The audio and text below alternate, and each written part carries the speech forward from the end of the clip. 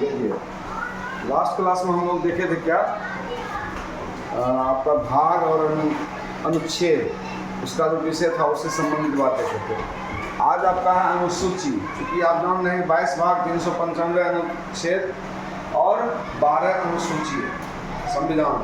तो 12 अनुसूची में कुल 12 में से पहला अनुसूची जो है अनुच्छेद 1 से 4 तक, ठीक है, जिसमें कि संघ, राज्य और राज्य क्षेत्र का वर्णन है। उसी तरह से दूसरी अनुसूची जो है अनुच्छेद 59(3), 65(3) और 75(6), जिसमें वर्णन क्या है, संवैधानिक पदों पर आसीन अधिकारियों की उपलब्धियां, यानी जो भी संविधान के अंतर्गत बहाल अधिकारी हैं उनकी क्या उपलब्धियां। उसके बाद तीसरी अनुसूची बताता है अनुच्छेद 75(4), अनुच्छेद 84, ये 99, 124(6), 148(2), 164(3), 188, 219, बहुत सारा इसमें अनुच्छेद है। लेकिन इसमें सबका एक ही चीज है कि शपथ या प्रतिज्ञान का प्रारूप। कोई भी पद पर कोई बनेगा व्यक्ति तो उसका शपथ ग्रहण का क्या शेड्यूल होगा, किस तरह से होगा, कौन कराएंगे, इन सब बातों पर चर्चा इसमें है, चाहे वो पद जहां भी हो, बड़ा से लेके छोटा तक। चौथी अनुसूची अनुच्छेद 4(1), अनुच्छेद 82, राज्यों एवं केंद्र शासित प्रदेशों के लिए राज्यसभा में सीटों का आवंटन। राज्यसभा में सीटों का आवंटन, राज्यसभा में कितना सीट होगा, राज्यों में किस राज्य में और किस केंद्र शासित में कितना सीट होगा, इसकी चर्चा की गई है इसमें चौथी अनुसूची में। पांचवी अनुसूची कहता है अनुच्छेद 244(1), यानी अनुसूचित जाति, शेड्यूल कास्ट और जनजाति, यानी अनुसूचित जाति एवं जनजाति, शेड्यूल कास्ट और शेड्यूल ट्राइब्स, इनका जो क्षेत्र है उसके क्षेत्र में प्रशासन और उसका नियंत्रण किस प्रकार से किया जाएगा, क्या आधार होगा, कौन पदाधिकारी होंगे, इसका वर्णन किया गया है आपको पांचवी अनुसूची में। छठी अनुसूची कहता है अनुच्छेद 244(2), 275(1), असम, मिजोरम, त्रिपुरा और मेघालय, ये ऐसे राज्य हैं वहाँ का जो जनजातीय क्षेत्र है उसमें प्रशासन कैसे चलेगा। क्योंकि जनजातीय क्षेत्रों में, क्योंकि आप जानते हैं शेड्यूल ट्राइब्स जो होते हैं, कभी जंगल में उनका शासन चलता है, कभी किसी को मार देना, कभी को काट देना, ठीक है, बलि देना, बहुत सारी प्राचीन परंपराएं हैं वहाँ। तो उस आधार पर वहाँ का प्रशासन किस तरह से चलेगा, इसकी चर्चा इसमें की गई है, इसका वर्णन। उसके बाद आगे बढ़ते हैं हम लोग, छठी तक हम लोग देख चुके हैं। सातवीं अनुसूची 7वीं में जो है अनुच्छेद 246 है, जिसमें कि संघ सूची, राज्य सूची एवं समवर्ती सूची का विवरण है। आपको पहले भी बताया जा चुका है कि संघ सूची में कानून बनाने का अधिकार केंद्र सरकार को है और राज्य सूची में राज्य सरकार को, और समवर्ती सूची में दोनों को है, लेकिन वरीयता किनको दिया जाता है, केंद्र सरकार को। उसके बाद 8वीं अनुसूची कहता है अनुच्छेद 344(1) और 351, विभिन्न भारतीय भाषाएं। अभी राजभाषा के बारे में आप लोगों को चर्चा किए थे हम, तो जितनी भी भाषाएं हैं, कितनी भाषाएं हैं, कितने भाषा को शामिल किया गया संविधान में, 22 भाषाएं हैं, ठीक है, जिसमें कि हिंदी सबसे ज़्यादा 43% के आसपास बोले जाते हैं, ठीक है, और उसमें बाद में भी कई भाषाओं को शामिल किया गया, पहले जबकि 14 भाषा ही न था।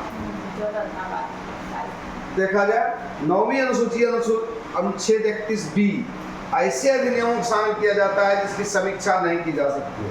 बहुत सारे अधिनियम ऐसे हैं जिसकी कोई समीक्षा नहीं होती, लेकिन सुप्रीम कोर्ट ऐसे अधिनियमों की समीक्षा कर सकती है। तो इसका वर्णन आपको 9वीं अनुसूची में है। 10वीं अनुसूची अनुच्छेद 102(2), 191(2), यानी दल बदल के आधार पर संसद तथा विधानसभा सदस्यों की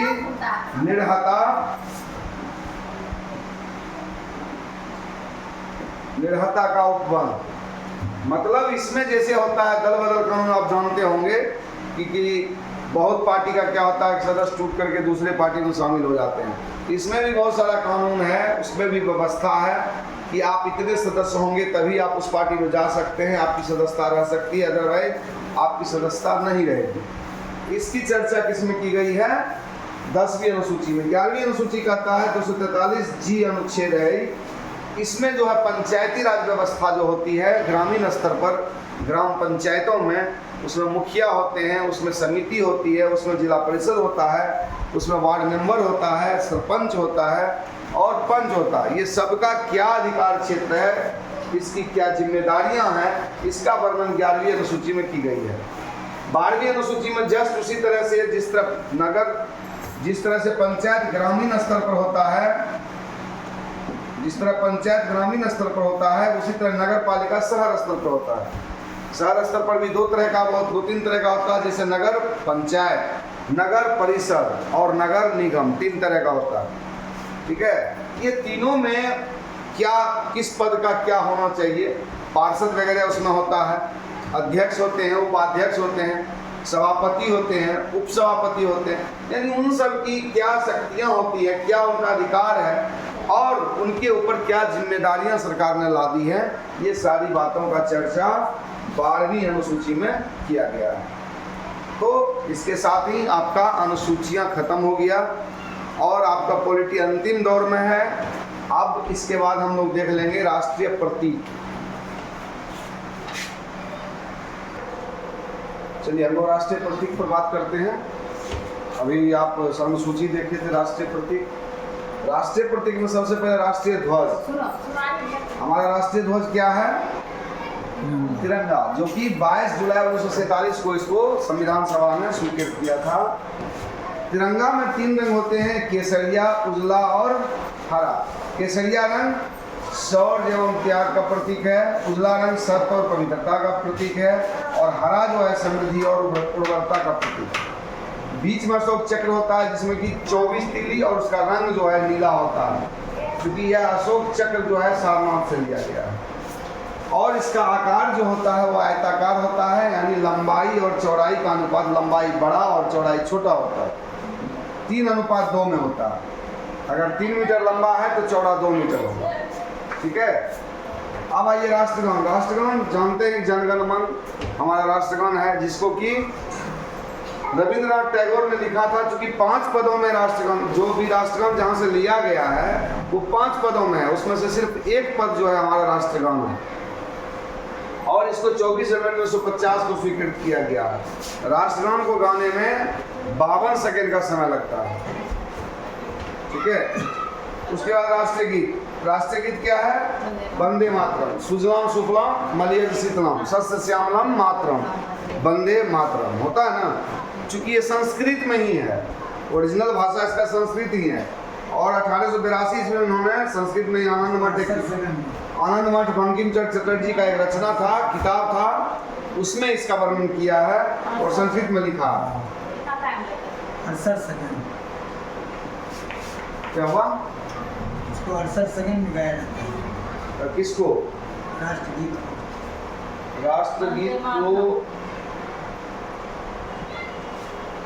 राष्ट्रगीत को भी हाँ लगभग वही होगा। ठीक है, आगे बढ़ते हैं।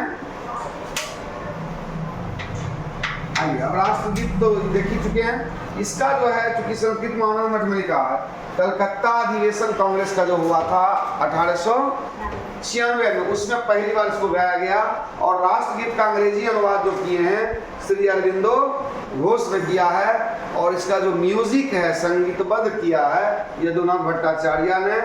फिलहाल जिस धुन पर इसको गाया जा रहा है वह पन्नालाल घोष, इनके धुन पर, इनका जो धुन तैयार है उसके आधार पर चल रहा है। ठीक है, उसके बाद आपका राष्ट्रीय चिन्ह। राष्ट्रीय चिन्ह आपका क्या है? अशोक स्तंभ वैसे होता है, ठीक है ना। अशोक चक्र भी लिखते हैं हम लोग, अशोक चक्र कहिए कि अशोक स्तंभ कहिए। यहाँ पे देखिए अशोक स्तंभ हमें लिख दिए। यह भारत सरकार का चिन्ह और मोहर है, यानी भारत सरकार जब भी कोई काम करेगा तो इसी चिन्ह के द्वारा, और इनका मोहर भी जब लगेगा तो यही मोहर लगता है। ठीक है, और इस चिन्ह में क्या होता है, इसका 2 भाग होता है। ऊपर का भाग जो होता है, ऊपर और नीचे। ऊपर के भाग में आपको 3 शेर रहते हैं, 4 शेर रहते हैं लेकिन दिखते 3 हैं। नीचे में क्या है, बाईं ओर एक घोड़ा रहता है और दाईं ओर एक वृषभ। घोड़ा शक्ति और गति का प्रतीक है, जबकि वृषभ कठिन परिश्रम और स्फूर्ति का प्रतीक है। दोनों के बीच में एक चक्र रहता है। ठीक है,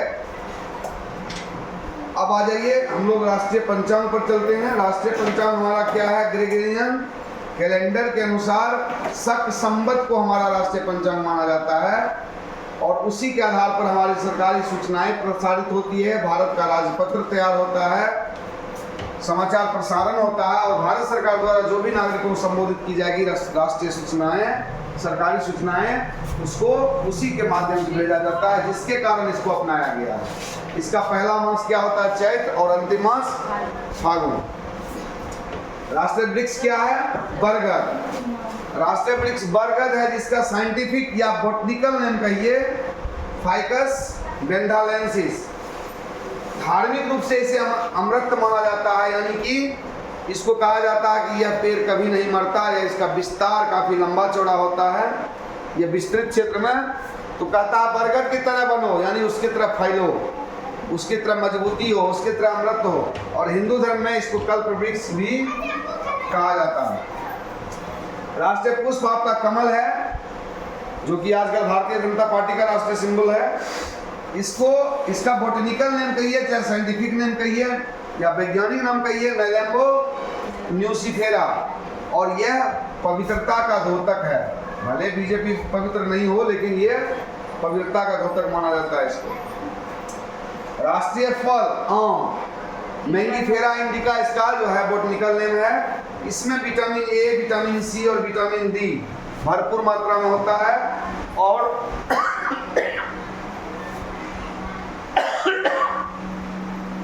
और चूंकि इसकी उपलब्धता बहुत ज़्यादा होती है, सब फलों से ज़्यादा इसकी उपलब्धता होती है, इसलिए इनको फलों का राजा भी कहा जाता है, किंग ऑफ फ्रूट्स। आम। राष्ट्रीय पक्षी क्या है? मोर कहिए या मयूर कह लीजिए, पावो क्रिस्टेटस होता है इसका जूलॉजिकल नेम। ठीक है, और इसको राष्ट्रीय पक्षी के रूप में 1963 में मान्यता मिली थी।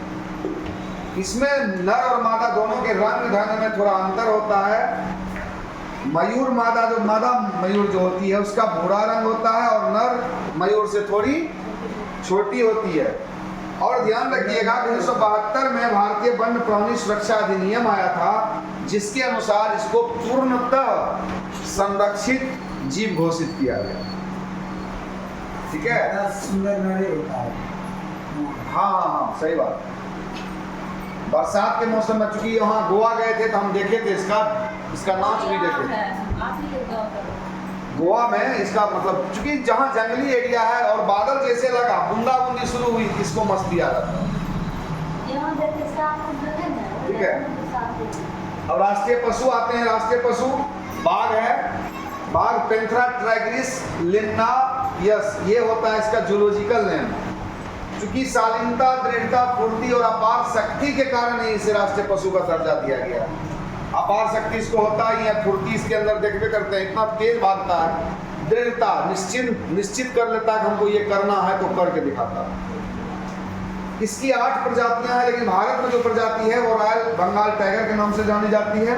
1 अप्रैल 1973 को भारत में बाघ परियोजना का शुभारंभ किया गया था और 1973 में ही जिम कॉर्बेट नेशनल पार्क को बाघ आरक्षित क्षेत्र माना गया, घोषित किया गया। आगे बढ़ते हैं। अब एक और बच्चा है जो लास्ट, चूंकि सब पाप कर लीजिए, गंगा नहा लीजिए, धुल जाता है नहीं।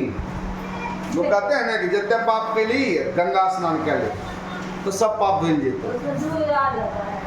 ऐसे थोड़े ना, ऐसा होता नहीं है, मन की भावना है। चूंकि गंगा काफी पवित्र नदी है और आज इसमें इतना गंदगी देने के बावजूद आप गंगा का जल घर में ला के रखिए, कभी पीला नहीं होगा, कभी उसमें कीटाणु नहीं लगेगा। क्यों? क्योंकि यह कहाँ से निकलती है?